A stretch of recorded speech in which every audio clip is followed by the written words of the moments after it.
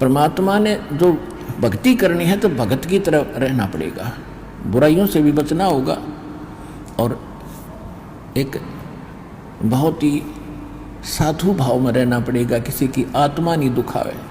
ठीक है, आपको धीरे धीरे सेट होने में टाइम लगेगा, जैसा भी जिसका व्यवसाय है अब वर्तमान में उसमें एक साधुता लाओ। जैसे कोई मजदूर है, सेवा कर रहा है किसी के और भगत हो गया तो वो तन मन धन से सेवा करे उस मालिक के उसमें, क्योंकि वहाँ से उसने रोटी मिल रही है।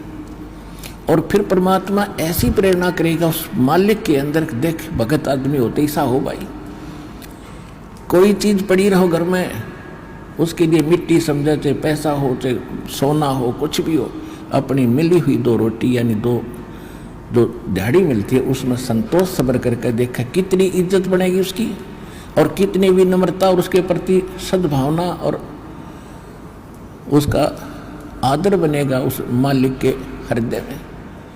इसी प्रकार अगर आप मालिक हैं, भगत हैं, आपके यहाँ कोई सेवादार सेवा करता है, उनको अपने बच्चों की तरह समझाए, उनको भगवान के बच्चे समझाए। वो बालक सेवा कर रहे हैं, भगवान के बच्चे हैं, उनको प्यार दे और उनके साथ कोई ऐसा गलत बर्ताव नहीं करे। और फिर कुछ दिनों में उनके दिल में ऐसी भावना होगी, परमात्मा दोनों तरफ रोल करता है, जब हम मालिक के अनुसार चलेंगे फिर उन बच्चों में भी, उन सेवादारों में भी ऐसी भावना भर देगा भी हमारे जैसा नालायक नहीं, इसे ऐसे भले आदमी के घर में राम 19-21 कराएंगे, सेवा में मजदूरी में 21 काम करा करेंगे भाई। तो इस तरह कितना अच्छा माहौल बनेगा। और हम जैसे मालिक तो समझता है कि न रुपये पैसे दो 100 रुपये और काम खींचूँ 1000 का, और मजदूर क्या समझते हैं, रुपये लेवा 500 और काम करा 100 रुपया का। दोनों की नीयत खराब और दोनों दुखी, कर्म भी बिगड़े, टेंशन बनी रहे। तो इस प्रकार हमने अपने इस अंतःकरण के अंदर एक साधु भाव लाना पड़ेगा और तब हम देखना आपका वातावरण कैसे बदलने लगेगा, कैसे बदलने लगेगा, पूछो मत। तो तब हम यहाँ भी सुखी होंगे, आपको चिंता नहीं रहेगी कि वहाँ सेवादार सेवा कर रहे हैं, वो अपने तन मन धन से सेवा करेंगे, भगवान से डर के वो भगवान से डरने वाले हो जाएंगे, फिर बातें खत्म हो जाएगी। अब तो आग लगी पड़ी है, रिश्वत ले ले, यूँ ले लूँ, फलान करूँ, जब करूँगा तेरा काम धर दे 500 रुपये, और उधर से 500 ले लिए, डॉक्टर के जाकर 1000 लग गए, वो 500 भी गए, 500 अपनी तनख्वाह में तो गए। अरे वो पाप कर्म जो कह दो धरे के धराए रहेंगे, फिर गधा बन के पूरे करेगा जिससे रिश्वत ली है। तो इसी विघ्न में पैर दो मत, ये भगवान बताना चाहते हैं।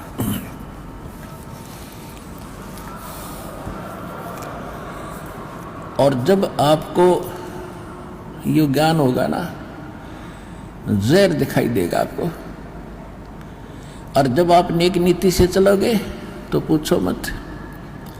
अब दास बहुत देखता है, एक छोटा सा बच्चा ने बोला जी 55 रुपये पाए मैंने पड़े,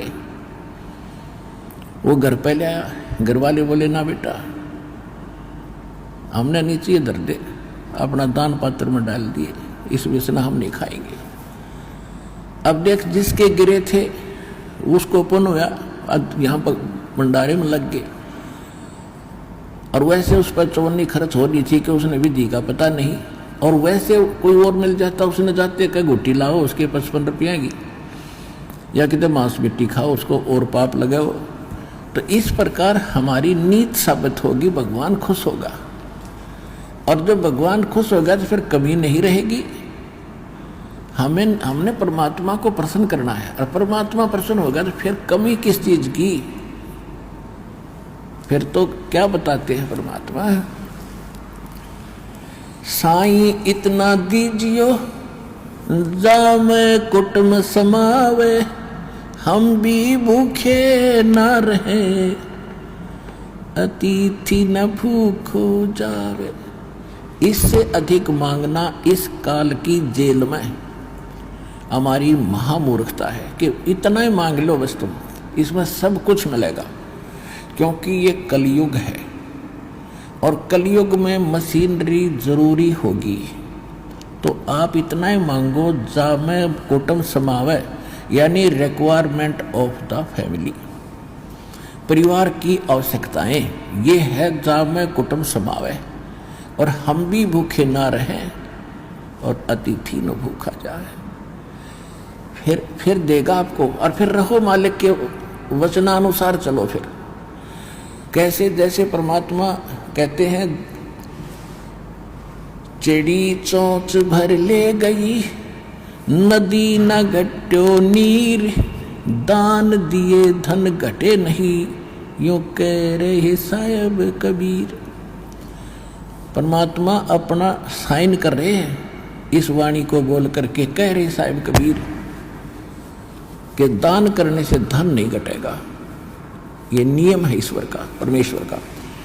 और दान सुपात्र को करे, गुरु बिन माला फेरते, गुरु बिन देते दान, गुरु बिन दोनों निष्फल हैं, चाहे पूछो वेद पुराण। देते को हर देत है, जहां तहां से आण, अण देवा मांगत फिरो, फिर साहिब सुने ना कान।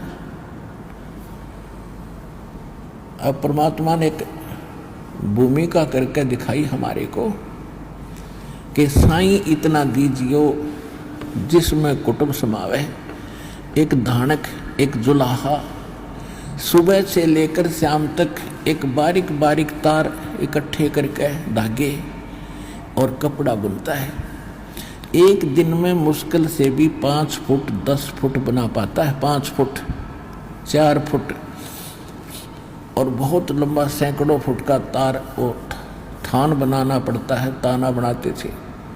वो हफ्ते में पूरा होता, उसकी जो मेहनताना मालिक को मिलता, उसमें से अपने परिवार के लिए जो आवश्यक सामग्री थी, खाद्य पदार्थ लाते, और शेष बच जाते उसको सत्संग और भंडारा में लगाया करते थे। इस प्रकार परमात्मा हमें उदाहरण देते हैं कि इस लोक में आप भगवान की भक्ति अवश्य करो, पूर्ण संत से प्राप्त करके, फिर परमात्मा एक्शन में आवेगा। और वैसे आप ये फार्मूले अपनाओगे तो सफल नहीं हो पाओगे, क्योंकि फिर आपके साथ काल रहेगा, ये मन है, और केवल वर्क डन मिलेगा आपको। यहाँ वर्क से भी अलग मिलेगा आपको, किस्मत से भी न्यारा देगा परमात्मा, क्योंकि हम परमात्मा से कुछ और मांग ही नहीं रहे, इतना ही मांगते कि हमारी भक्ति बनी रहे और हमें कोई आवश्यक वस्तु का अभाव ना हो, बस इतना सा।